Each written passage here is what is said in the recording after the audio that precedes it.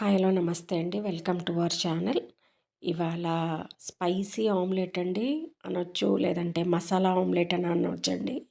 ఆ రెసిపీ మీతో షేర్ చేసుకుంటున్నానండి. ఫస్ట్ క్యాస్ట్ ఐరన్ ప్యాన్ పెట్టుకున్నాను నేను. అందులో ఆయిల్ వేసుకొని ఓ 2 పచ్చిమిరపకాయలు, ఆనియన్స్ ఒక 2 బిగ్ ఆనియన్స్ తీసుకున్నానండి. 2 బిగ్ ఆనియన్స్ తీసుకుని కొంచెం జింజర్ గార్లిక్ పేస్ట్ అండి, బాగా కలుపుకుని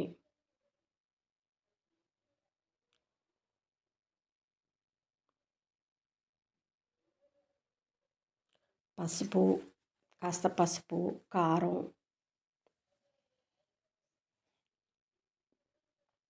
ఒక స్పూన్ వేసుకున్నానండి నేను.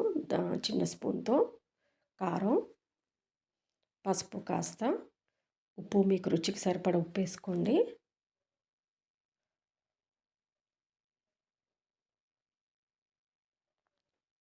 పచ్చిమిర్చి 2 వేసుకున్నామండి. మిర్చి పౌడర్ కూడా వేసుకున్నాము. బాగా మిక్స్ చేసుకుని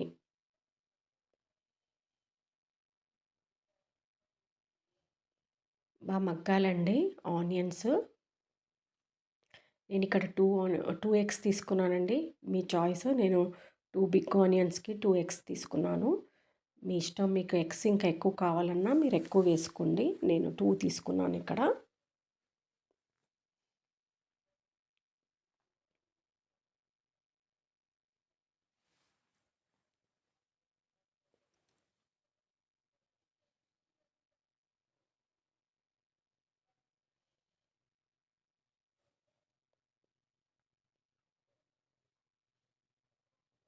కొంచెం ధనియాల పౌడర్ అండి, తర్వాత గరం మసాలా పౌడర్ అంత వేసుకున్నానండి. ఒక 1/2 స్పూన్ అందులో బాగా మిక్స్ చేసుకొని, తర్వాత కొంచెం కొత్తిమీర బాగానే వేసుకున్నానండి. ఒకసారి కలిపేసి ఇంకోసారి మగ్గనివ్వాలి. ఈలోపు ఇది కొంచెం బీట్ చేసుకుంటే కొంచెం చల్లారాలండి. ఆనియన్స్ చల్లారిన తర్వాత మిక్స్ చేసుకోవాలి.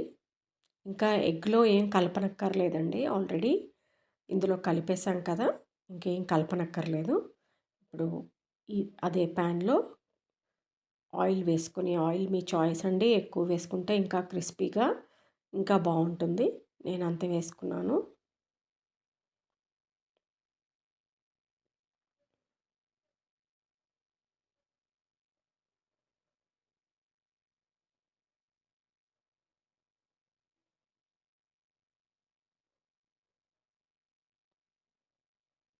లిడ్ పెట్టేస్తా అండి.